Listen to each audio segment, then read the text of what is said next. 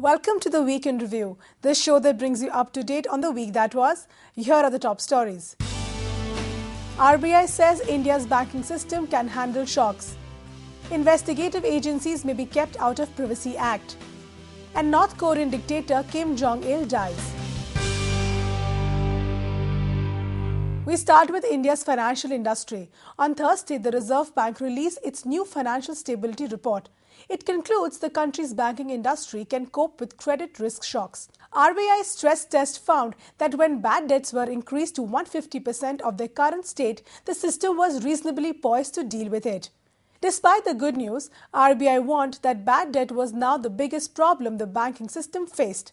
According to Reserve Bank figures, the system's gross non-performing assets ratio increased drastically from 2.3% at the end of March to 2.8% at the end of September. And RBI Governor D. Subbarao has cut down his expectation for India's growth. Subbarao said the economy would probably grow less than 7.6% this fiscal. He added that RBI's inflation target of 7% by March end was unlikely to be met. Moving on, State Bank of India may not proceed with its plan to raise $5 billion through bond sales. Mint has learned that the bank is seeing lower loan demand thanks to the slowdown and other delays. Another factor is the rise in interest rates.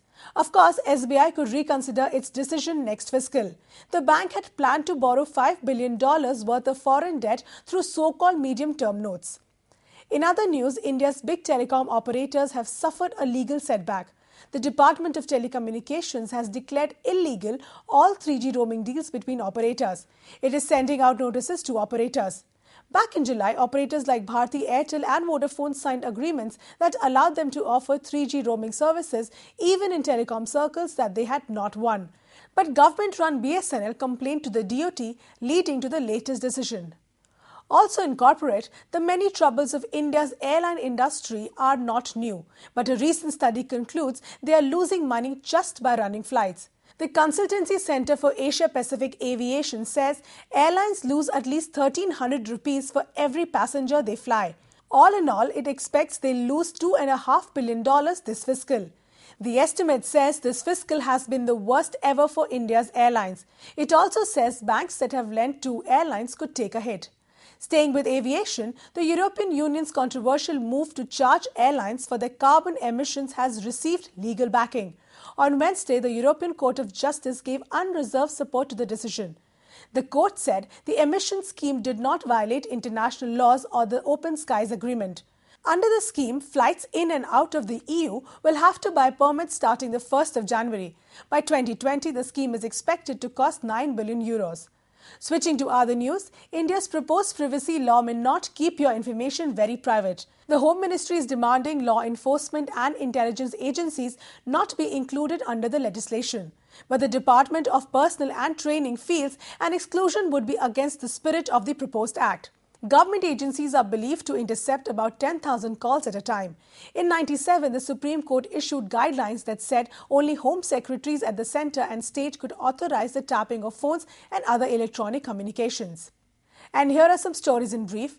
India's food price index has decelerated in early December. The index stood at just 1.81% in the period to the 10th.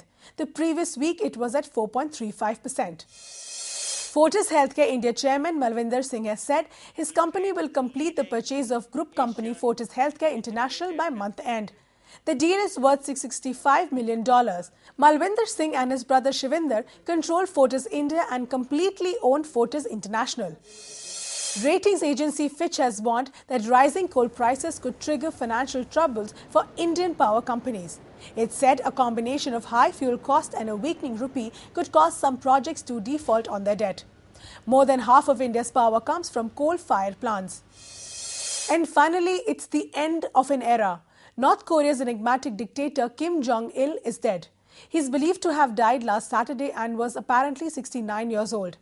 Kim took over the reins of power in 1994 after his father's death. He suppressed dissidents at home and went nuclear in 2006. Kim's son, Kim Jong Il, is all set to take over as North Korea's next leader. And that's all we have for you. Thanks for watching.